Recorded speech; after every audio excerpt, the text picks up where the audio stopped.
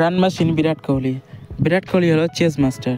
এখন পর্যন্ত চেস করতে গিয়ে বিরাট কোহলি 8,000 রান পূর্ণ করেছে, যেটা কোনো ক্রিকেটারের কাছে ওডিআই যেটা অসম্ভব, বা একটা ক্রিকেটারের বা একটা ব্যাটারের পুরো জীবন লেগে যায় 8,000 রান করতে তার ক্যারিয়ারে। সেখানে বিরাট কোহলি শুধুমাত্র রান চেস করতে যেয়ে 8,000 রান করে ফেলেছে বিরাট কোহলি একটা বড় মাপের ব্যাটার, আর বিরাট কোহলি হলো কিং কোহলি, আর আমরা তাকে চেস মাস্টার বলে জানি। আমরা জানি যে বিরাট কোহলি যদি একা থাকে তাহলে সে একাই দায়িত্ব নিয়ে ম্যাচ বার করে দেয়, আর তেমনটাই করালো অস্ট্রেলিয়া ভার্সেস ইন্ডিয়া সেমিফাইনালে। আইসিসি চ্যাম্পিয়ন্স ট্রফি 2025-এ যেটা পাকিস্তানে অনুষ্ঠিত হয়েছিল তো ঠিকই, কিন্তু যেটা হচ্ছে না পাকিস্তানে। ইন্ডিয়ার প্রত্যেকটা ম্যাচ হচ্ছে দুবাইয়ে, প্রত্যেক দিন তারা ম্যাচ খেলছে আর দুবাইয়ে থাকছে। তাদের একই গ্রাউন্ডে ম্যাচ দেওয়া হচ্ছে, আর রোহিত শর্মা পাশাপাশি বিরাট কোহলিও একদম খাতরা খেলছে। বিরাট কোহলি আমরা জানি যে চেস মাস্টার আর কিং কোহলি। এখন পর্যন্ত সে মাত্র 8,000 রান করেছে শুধুমাত্র চেস করতে যেয়ে, আর তার অ্যাভারেজও বেশি। যদি সে চেস করতে যায় তাহলে তার অ্যাভারেজ হয়ে যায় 65, আর সে প্রথমে ব্যাট করলে তো ভালো খেলেই। আমরা জানি যে 1,000 রান সবচাইতে বেশি অ্যাভারেজ রয়েছে বিরাট কোহলির। এখন পর্যন্ত বিরাট কোহলি চেস করতে গিয়ে 8,063 রান করে ফেলেছে 159 ইনিংসে। তার অ্যাভারেজ হলো 64.5। তার সেঞ্চুরি আছে 28টা আর 41টা 50। তার হাইয়েস্ট স্কোর হলো 183।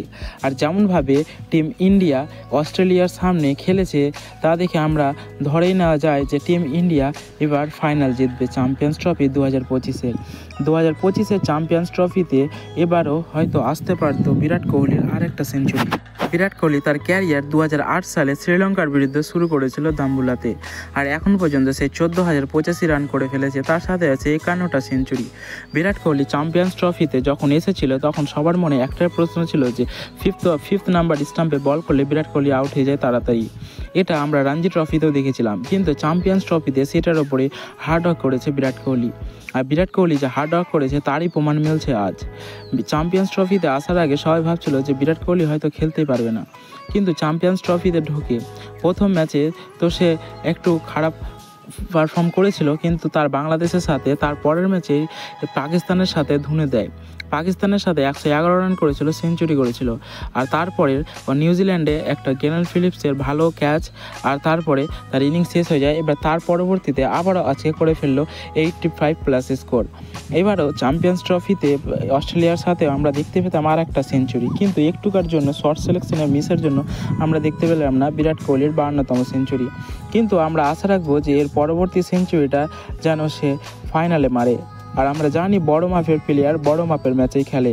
শুধুমাত্র বাবর আজমকে শুধু কিং করলে হয় না, কিং কাকে বলে বিরাট কোহলিকে দেখে শেখা উচিত, কারণ এরকমই কিং হয়, যার শুধুমাত্র চেস করতে যেয়ে 8,000 রান পূর্ণ করে ফেলেছে সে। রেকর্ডের পর রেকর্ড, একদিন যদি বিরাট কোহলি খেলে 50 রানও করে তো না জানি কত রেকর্ড ভেঙে যায়। আর আজকেও সে তেমনটাই করেছে। আর আমরা আশা করব যে চ্যাম্পিয়ন্স ট্রফিতে ফাইনালেও সে এখন ইন্ডিয়ার সাথে কে খেলবে ওটা দেখার বিষয়। যেই খেলুক বিরাট কোহলি একটা বড় রান থাকবে।